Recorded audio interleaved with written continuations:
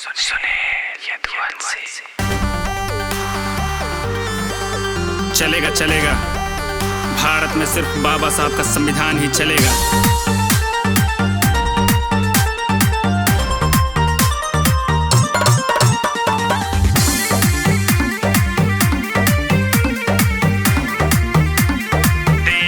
आजादी से पहले काव रहा, केकरे मोछी पे ताव रहा।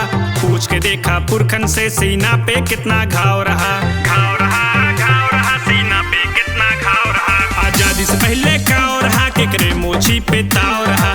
पूछ के देखा पुरखन से, सीना पे कितना घाव रहा। सीना पे कितना घाव रहा। ई बात बाटे हक्के लाला, केहू के ना अपमान के बा, केहू के ना अपमान के बा। कर छाती तान के जियते हा तो देन ई संविधान के बा, देन ई संविधान के बा, देन ई संविधान के बा। छाती तान के जियते हा तो देन ई संविधान के बा, देन ई संविधान के बा, देन ई संविधान के बा।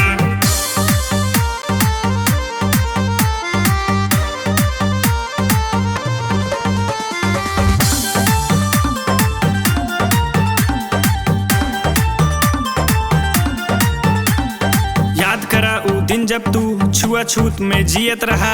खून के आंसू पियत रहा, कई के गुलामी जियत रहा। खून के आंसू पियत रहा, कई के गुलामी जियत रहा।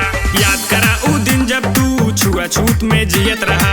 खून के आंसू पियत रहा, कई के गुलामी जियत रहा, कई के गुलामी जियत रहा। ना पीठ के पीछे झाड़ू, ना अब खतरा केहू के जान के बा, जियत जिंदगी शान के बा। कर छाती तान के जियते हा तो देन ई संविधान के बा, देन ई संविधान के बा, देन ई संविधान के बा। छाती तान के जियते हा तो देन ई संविधान के बा, देन ई संविधान के बा, देन ई संविधान के बा।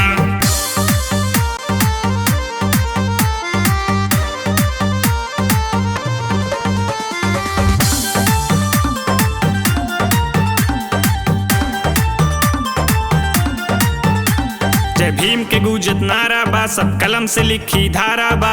251 पन्ना से चलत देश इशारा बा, 251 पन्ना से चलत देश इशारा बा। जय भीम के गूंजत नारा बा, सब कलम से लिखी धारा बा।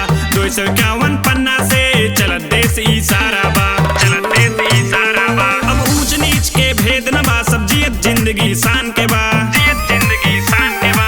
छाती तान के जियते हा तो देन ई संविधान के बा, देन ई संविधान के बा, देन ई संविधान के बा। छाती तान के जियते हा तो देन ई संविधान के बा, देन ई संविधान के बा, देन ई संविधान के बा। जय संविधान, जय बाबा साहब।